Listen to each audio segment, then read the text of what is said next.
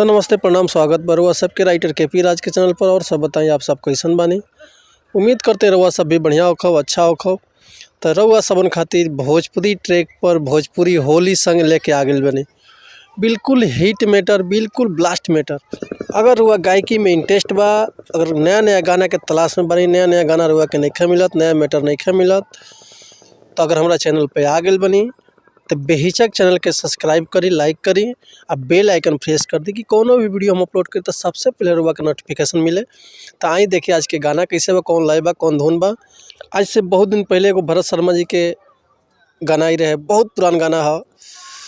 गाना के लय रहे कि पटना से है पाजेबो बलम जी, यार से होठ लाली, कि मंगाई द छापरा से चुनरिया छीट वाली, कि मंगाई द छापरा से चुनरिया छीट वाली।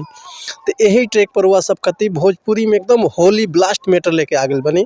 आई देखी गाना कैसे बा कि लालका से जीजा झालका भई लागत मिर्चाई, पिचकारी राउर मोट तनिका धीरे से घुसाई।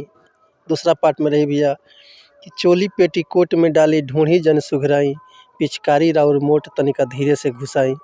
आई देखिए कि गावे के कैसे बा, कोना लय से कोना धुन से गावे के गा के रुआ कम बताओ, तनी गा के समझाओ थे कि लालका से जीजा झलका भइल, कि लालका से जीजा झलका भइल लागत मिर्चाई, कि लालका से जीजा झलका भइल लागत मिर्चाई, पिचकारी राउर मोट तनिका धीरे से घुसाई, पिचकारी राउर मोट तनिका धीरे से घुसाई। दूसरा पार्ट में गाओ भैया कि चोली पेटी कोट में डाली, कि चोली पेटी कोट में डाली ढोढ़ी जन सुघराई, पिचकारी राउर मोट तनिका धीरे से घुसाई, कि पिचकारी राउर मोट तनिका धीरे से घुसाई, कि पिचकारी राउर मोट तनिका धीरे से घुसाई।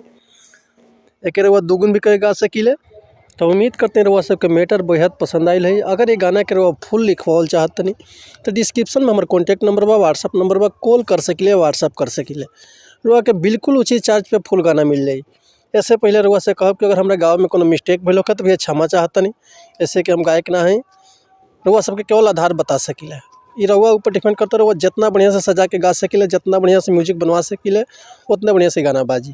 तब मिला तो नेक्स्ट वीडियो में कुछ नया गाना, कुछ नया धुन, कुछ नया मैटर लेके। तब तक के लिए अनुमति चाहत नहीं। नमस्कार, प्रणाम, धन्यवाद। जय हिंद, जय भारत, जय भोजपुरी समाज।